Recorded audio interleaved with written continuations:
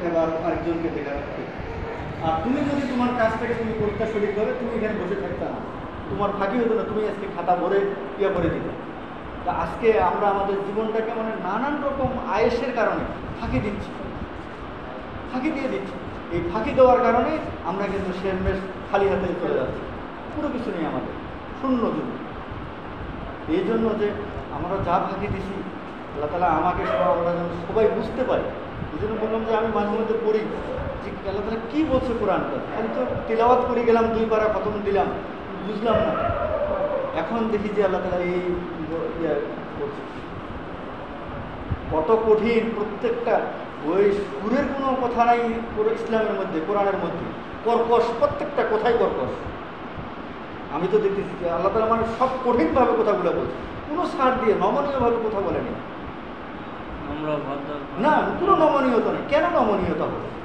উনি আমাদেরকে সৃষ্টি করে দুনিয়াতে পাঠাইছেন তার ইবাদত বন্দেগী ইয়া করার জন্য, আর আমরা আসি দুনিয়ার ফাকরামি শুরু করে দিচ্ছি। তা আল্লাহ তাআলা আমাদেরকে ওই ইয়া করার জন্য পাঠাইছে দুনিয়াতে। আমাদের কথাগুলো কর্কশ হবে কিনা? আল্লাহ তাআলা একদম কঠিন।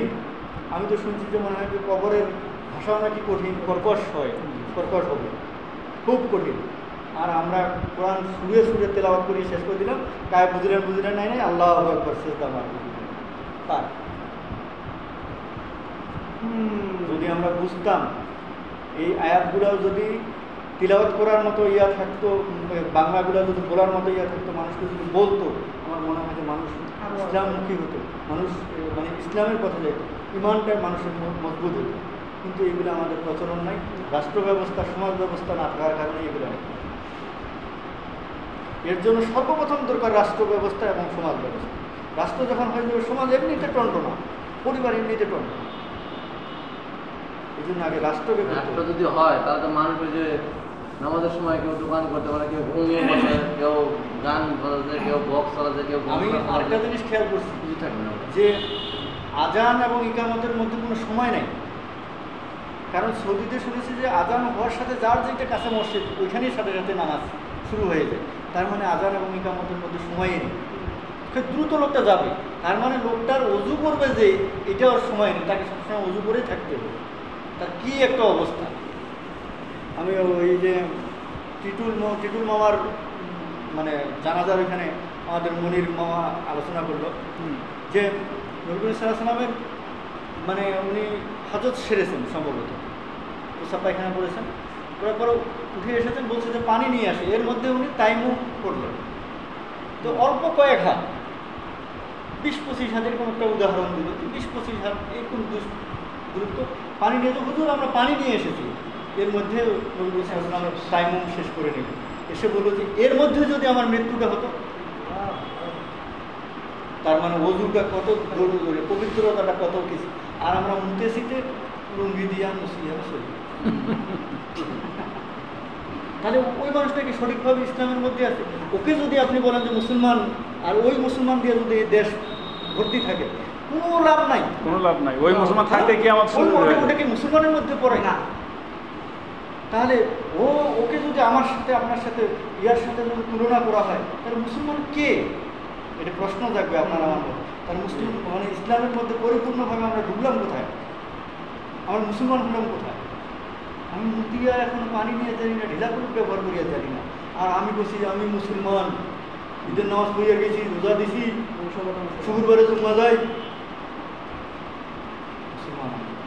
তাহলে এই ইমান নিয়ে আল্লাহ তাআলা আমার কোন ওসিলাটা দেবে? আমি মুতিহানের লুঙ্গি দিয়ে মুসিহানে গেলাম, আল্লাহ তাআলা ওই মুহূর্তে আমার মৃত্যুটা দেয়, তাই আমার এটা ওসিলা শেষ আমলে আবার নাজাতের জন্য যথেষ্ট, যদি আমলটা আপনার ভালো হয়। যদি শেষ আমল যদি নাজাতের জন্য ভালো হয়, তাহলে শেষ আমলটা যদি আপনার খারাপ হয়, তাহলে এই শেষ আমলের খারাপের বিনিময়ে আপনার জন্য জাহান্নাম, এটা বলতে হবে না। শেষ আমল যদি ভালো হয়, এই শেষ আমলটাই নাজাতের জন্য যদি যথেষ্ট হয়, আপনি আমি জান্নাতি। আমার শেষ আমলটা, আমি কোরআন শরীফ পড়তেছি, এখানে আমি মারা গেলাম, কেউ আমরা মারা গেলাম, জান্নাতি। কিন্তু শেষ আমলটা যদি আমার খারাপ হয়, তাহলে ইসলামে কখনো খারাপ কিছু করার সময় আছে না, বিন্দু মাত্র খারাপ করার সময় নেই, অজু ছাড়া থাকার কোনো সময় নেই। কিন্তু আমরা মানে কি করছি, মানে যা কিছু করার এটার নামে মানে আমাদের এই যে বক্তব্য নেতি বসে তো হবে না। চলো আমাদের নবীর আগে তো কি ছিল হুজুর? ঈসা আলাইহিস সালাম, আমাদের নবীর আগের নবী ঈসা আলাইহিস সালাম, তার আগের ছিলেন ইব্রাহিম আলাইহিস সালাম। ইব্রাহিম আলাইহিস সালামের 2500 বছর পর ঈসা আলাইহিস সালামের আগমন। ঈসা আলাইহিস সালামের 500 বছর পরে আমাদের নবী সাল্লাল্লাহু আলাইহি সাল্লামের আগমন। নাম তো শুনুন, কেন জানি বললো যে জাকারিয়া নবী ছিল নাকি? না, জাকারিয়া, দাউদ আলাইহিস সালাম ওনারা অনেক আগে। অনেক আগে না? তাহলে আমাদের জাতির পিতা ইব্রাহিম জাতির ইব্রাহিম আলাইহিস সালাম। উনি সবার বড় না, উনি আগে আসছে, উনি তা আমাদের এক নম্বরে কে? উনি মুসলমানের জাতির আদম। পিতা। আদম আর প্রথমে আসছে তা আদম আলাইহিস সালাম, আদি পিতা উনি আমাদের। হ্যাঁ, ওনাকে আল্লাহ তাআলা ওনাকে সর্বপ্রথম সৃষ্টি করেছে। আবার আল্লাহ তাআলা ওনাকে সৃষ্টি করেছে 120 বছরে। কোরআনে ইয়াতে দেওয়া আছে 120 বছরের সৃষ্টি করেছে। অথচ সমস্ত সৌরজগৎ, এই দুনিয়ার যাবতীয় কিছু আল্লাহ তাআলা মাত্র 6 দিনে সৃষ্টি করেছে। তাহলে আপনি একটা বাড়িতে একটা বাড়ি নির্মাণ করতেছেন বা একটা খাট নির্মাণ করতেছেন, এই খাটটা আপনি 3 মাস 6 মাস ধরে নির্মাণ করেন, তাহলে এইটা কত যত্ন সহকারে নির্মাণ করবেন। আর একটা খাট আপনি বাজারে নির্মাণ করতেছে, তৈরি করতেছে, এই সকালে ধরলে বিকালে শেষ, তাহলে এইটার মূল্য বেশি হবে না ওইটার মূল্য বেশি হবে? ওইটার বেশি মূল্য, তাহলে ওইটার মূল্য বেশি হবে, ওইটার যত্নটাও বেশি হবে। এই জন্য আল্লাহ তাআলা এই আশরাফুল মাখলুকাত কথাটা বলছে কেন, যে সৃষ্টির সর্বশ্রেষ্ঠ আল্লাহ তাআলা আর কোনো কিছুই 120 বছর কোনো কিছুই সৃষ্টি করেনি, একমাত্র মানুষকেই সৃষ্টি করেছে। এই জন্য আল্লাহ তাআলা বলছে যে আশরাফুল মাখলুকাত, মানুষই সর্বশ্রেষ্ঠ সৃষ্টি। আর এই যা কিছু দুনিয়ার মধ্যে আছে মাত্র 6 দিনে আল্লাহ তাআলা সৃষ্টি করেছে। আর আমরা সমুদ্র দেখলে ভয় পাই, সাপ দেখলে ভয় পাই, কি সাপ বেড়াইছে আর বাপ নাই, হ্যাঁ শেষ। অথচ আল্লাহ তাআলা ওগুলোকে কোনো কিছু হিসাবই করে না। মানুষকে আল্লাহ তাআলা যে সম্মান দিয়েছে, আল্লাহ তাআলা সর্বশ্রেষ্ঠ সৃষ্টি হচ্ছে মানুষ। তাহলে তার যত্ন সেবাটা আল্লাহ তাআলা কীভাবে না করছে, তার চিন্তাটা কি করছে। আলোচনা শুনলাম যে 40 বছর এই আজাজিল আদম আলাইহিস সালামের প্রসাবের দরজা দিয়ে ঢুকে মুখ দিয়ে বের হয়, পায়খানার দরজা দিয়ে ঢুকে মুখ দিয়ে বের হয়, মুখ দিয়ে ঢুকে প্রসাব পায়খানা দিয়ে বের হয়, আর খালি বাকিদের সাথে কথা বলে কি বানাইছি আল্লাহ তাআলা, এটা কি বানাইছি, কি বানাবে, এটা কিছু বোঝা যায় না। তোর তো জ্ঞানই দেয়নি আল্লাহ তাআলা, ওদের মধ্যে কি জ্ঞানটুকু আল্লাহ তাআলা দিয়েছে? ও তো খালি ওইটাই চিন্তা করে যে কী বানাচ্ছে, কী বানাচ্ছে, মাটি আনাচ্ছে, যা কিছু তৈরি হচ্ছে। সে 40 বছর এরকম করে হওয়ার পর বিরক্তি এসে গেছে, থুতু দিয়ে দিয়েছে, থুতুটা এসে পড়ছে এইখানে। যারা দায়িত্বরত ছিল এরা আল্লাহ তাআলার কাছে ফরিয়াদ নালিশ জানাইছে যে আল্লাহ তাআলা এই তাড়াতাড়ি উঠাই ফেলো, কোথায় থুতু দিছে আলাদা, ওই যে থুতু উঠাই ফেলেছে সেই মাঝখানে শরীরে খাল আল্লাহ তাআলারই কুদরতি, অবশ্যই আল্লাহ তাআলার কুদরতি, আল্লাহ তাআলার ইশারায় গেতে এইটা যে এইখান থেকে মানুষের নাভি এবং এইখান থেকে উপরে যতটুকু নিচেও ততটুকু। শুনছি যে এইটা দিয়ে নাকি কুকুর সিগাল আল্লাহ তাআলা তৈরি করছে। এই জন্য যে শয়তানের থুতু যখন এই তৈরি করলো, কুকুর বা শ্রীগাল তৈরি হলো, এই জন্য যখন আল্লাহু আকবার বলে শব্দ করা হয় তখন শয়তান ওই থুতুর জায়গায় গিয়ে আশ্রয় নেয়, যার জন্য এই মানে কুকুর শ্রীগালগুলো চিৎকার নেয়। এটা একটা মানে যুক্তি আমার সঠিকটা জানা নেই, তবে এটা আমার অনুভব হয়, একদিন কোথায় যেন শুনলাম। তারপরে মনে করেন যে আল্লাহ তাআলা সব কিছু দেওয়ার পরে এই আজাদির সবাইকে বললো যে সিজদা করে, সিজদা করলো না, আমি মাটি আনি নিলাম, বললাম আমি হচ্ছি আগুনের তৈরি, এত আগুনের তৈরি বদমাসটা, একমাত্র বদমাসটাই আগুনের তৈরি, যত ফেরেশতা তার মধ্যে বদমাসটা আগুনের তৈরি, বাকিগুলো সব নূরের তৈরি। তাহলে এই সিজদা না একটা না মানার কারণে হয়, আর আপনি আমি কি করছি। এই জন্য বললাম যে আমাদেরকে সঠিকভাবে ইসলামের মধ্যে ঢুকতে হবে, পরিপূর্ণভাবে ঢুকতে হবে। এখন পরিপূর্ণভাবে ঢুকতে গেলে কোরআন না বুঝে পড়া ছাড়া কোনো কিছুই নেই। আপনি আমি যদি কোরআন না বুঝি, কোরআন না পড়ি, কোরআন বুঝে পড়তে হবে, তারপর আমল করতে হবে, তাহলে আপনি আমি ইয়ার মধ্যে পরিপূর্ণভাবে ঢুকার চেষ্টা চালাচ্ছি। এই চেষ্টাটাই আমার নাজাতের ওসিলা, এই চেষ্টাটাই হবে মনে করেন যে পড়াটা বা মেনে চলাটাই হবে আমার আমল। তাই আমি চেষ্টায় আছি। আর আমি যদি এটা না পড়ি, আরেকজন হুজুর ওই অমুকের থেকে বাবাজির ঘর দাওয়াত দিয়ে বেরোচ্ছে, আইসেন করেন, পুরো লাভ নেই। লাভ আছে তো আগে আমাকে করতে হবে, বুঝতে হবে, ভুলও তো আমাকে করবে। আপনি আমার তো ভুলও বুঝিয়ে পারেন, আমি যে কথাগুলো বলছি ভুলও তো করতে পারেন, ভুলও তো করতে পারেন। এই জন্য সঠিক হচ্ছে যে নিজে প্রত্যেকটা মানুষের জন্য খরচ করা হয়েছে, মানে কি কি কম সম বিষয় নয় তো, প্রত্যেকটা মানুষের জন্যই খরচ মানুষ কোরআন পড়া এবং বুঝে পড়া। তার মানে আপনি আমল করবেন কী করে? আপনি যদি বুঝে না পড়েন, আপনি আমল করার মতো আমার কিছু নেই। এই জন্য যে এইটা আমরা খরচ কাজ বাদ দিয়ে হানে আমি খালি আমার দাওয়াত দিয়ে হানে বেড়াচ্ছি। আমি যদি আজ না বুঝতাম না বুঝতাম তাহলে তো আমরা যে বেগে নিয়ে ওই বেগে টানি ধরে চলো যাই, আমরা আর বেগে টানি চলো যাই। কিন্তু যখন আপনি আমি এটাকে পড়বো, বুঝে পড়বো, তিলাওয়াত করতে পারলাম, পড়তে জানি, আল্লাহ তাআলা প্রতিটা হরফে 10টা করে রহমত দিবেন, হুজুরেরা বলে শুনছি। যখন আপনি আমি এটা ইয়া করিব, বুঝি পড়িয়ার পারিব, মানি চলিব, তখন তো আমার আমল নামাটা ভারী হয়ে যাবে, তখন তো আমার আমল নামাটা ভারী হবে। আর যতক্ষণ পর্যন্ত সেইভাবে আমি চলতে পারবো, সেটা তো আমার নাজাতের উসিলা, এর চেয়ে বড় কিছু উসিলা আর কিছু হতে পারে না। পরিপূর্ণভাবে ইসলামের মধ্যে ঢুকতে গেলে আপনাকে আমাকে আগে কোরআন পড়তে হবে, বুঝে পড়ে শুনে পড়তে হবে, আমল করতে হবে। ভাই আইসার সময় দেন, এটা দেন, ওখানেও যাইতে হবে, কিন্তু তার আগে এখানে আপনাকে আমাকে সঠিকভাবে ইয়ে করতে হবে। তাহলে দেখবেন যে কে ফারুক ভাই আমাকে ভুল বুঝাইল, ইয়া ভাই আমাকে ভুল বুঝাইল, বাবাজি ভুল বুঝাইল, আপনি নিজেই কথা বলতে পারবেন। ভুলটা কোনটা, শরীরটা কোনটা বুঝতে পারে তো, যাতে মানুষ বুঝাইতে পারে, সে তার নিজের মতে মনে করবে না আমারটাই মনে শরীর, সেটাও বুঝাইতে পারে। এই যে দেখেন এখানে বাংলাগুলো পড়া আছে, আপনি আমি এই কোরআনের আয়াতগুলো কোনো মানুষ দেখছি না, কোনো মানুষকে এই কোরআনের আয়াত দিয়ে স্বয়ং আল্লাহ তাআলার প্রেক্ষাপট অনুযায়ী এখন কি ঘটনা, নবী করিম সাল্লাল্লাহু আলাইহি ওয়াসাল্লামের সাথে কি ঘটতেছে, কি হচ্ছে, কি ইয়া হচ্ছে, তার প্রেক্ষাপট অনুযায়ী আয়াতগুলো আল্লাহ তাআলা পাঠিয়ে দিচ্ছে জিবরিল আমিনের মাধ্যমে। তাহলে এটা মানুষের কোনো কিছু কথা নেই। এখন আপনি আমি যদি এখন বলি যে আল্লাহ তাআলা এই কথা বলছে, মানুষ মনে করেছে যে আমি ইমান আনি আছি আর আমি তাদেরকে পরীক্ষা না করিয়া ছাড়িয়ে দিব, যায় পড়িয়া জানে না, যায় জানে না, হয়তো আপনার উপর নাহি উঠে যাবো ভাই, এত বড় কথা কোনো তুই আল্লাহ আমার এমনিতে পার করে দিল, কিন্তু হয়তো না জান, আর যদি জানতো তাহলে ঠিকই এই কথাটা সে বুঝতো।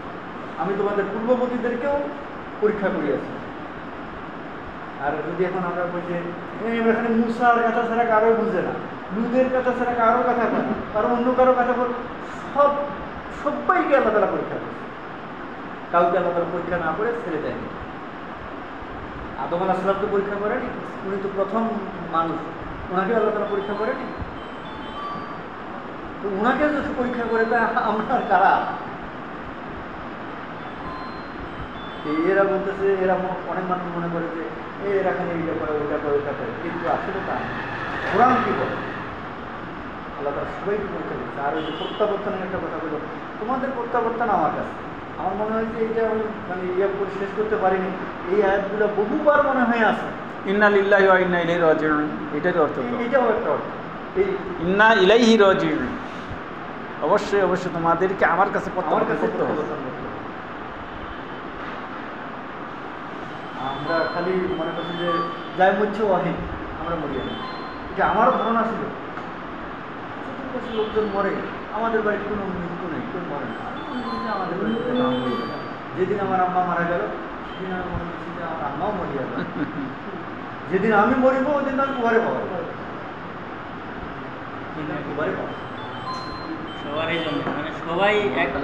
কিন্তু যখন কারো জানাজায় গিয়ে দাঁড়াই, মনে করছি যে ওই মাইয়াতে মনে মরছে, আমি মনে মরবো না, তার জন্য মনে কবরটা, এরকমও মনে হয়, এরকমও মনে হয়। ওই যে আমাদের হাজি মাস্টার সাহেব বলছে যে এত জানাজায় গেছি, এত জানাজায় বক্তব্য দিছি, আজকে যখন আমার বাবার ক্লাস সামনে আমি দুটো কথা বলতে যাচ্ছি, আমি কোনো কথা বলতে পারছি, এই কথাটা আমি বলছি বাস্তব, এই বাস্তব। অনেক কিছু বলা যায়, ওই যে ওই সময় মনে হয় যে যে মারা গেছে, যেই পরিবার থেকে মারা গেছে হয়তো বা এটাই আছে, কিন্তু আমি হয়তো বা মারবো না। কিন্তু যখন মরছে যে আমার সবচেয়ে কাছের লোক, আমার জন্মদাতা, যিনি আমার এই দুনিয়ার সমস্ত কিছু ইয়ে করে দেখাইলেন, উনি আমার কাছ থেকে চলে গেলেন, তখন তার মুখ থেকে আর কোনো কিছু বলল, সে একদম হতভম্ব হয়ে গেল। তার মুখ থেকে বললো যে আমি অনেক জানা যায়, অনেক কথা বলেছি, কিন্তু আজকে আমি কোনো কথা বলতে পারছি, থেমে যাচ্ছে। এটাই আমাদের শেষ ঠিকানা, এটাই আমাদের জন্য ফায়সালা। এই জন্য আসলে যে কোরআনটাকে ভাই পড়তে হবে।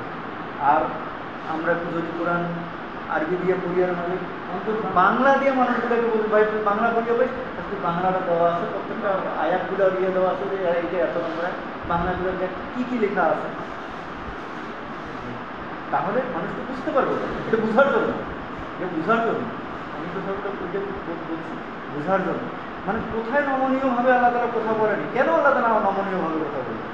আল্লাহ তালা নমনীয় তো কথা বলবে, আপনি আমি যদি জান্নাতি হয়ে যাই তো আমার তো ফায়সালা, আল্লাহ তালা তো আমাকে সেদিন যেমন আমরা সূরা হামিম সাজদার ইয়াতে আল্লাহ তালা নিজে ইয়া করবে, আপ্যায়ন করবে।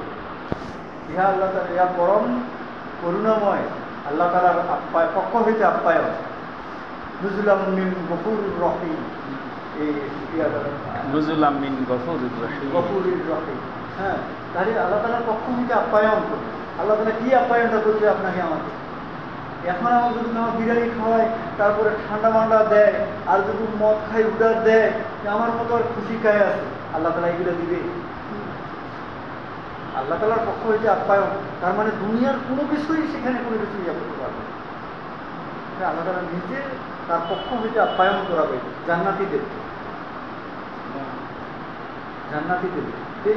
আল্লাহ তালা কেন আপনাকে আমাকে পরপর কথা বলবে না? কোরআনে কেন সতর্ক করে দিবে না বারে বারে? তোমরা সঠিক থাকো, তোমরা ভালো থাকো, তোমরা সৎ পথে চলো, তোমরা ইসলামের মধ্যে পরিপূর্ণরূপে চলে যাও, তাহলে তো আল্লাহ তালার পক্ষ হইতে আমরা আপ্যায়ন পাবো।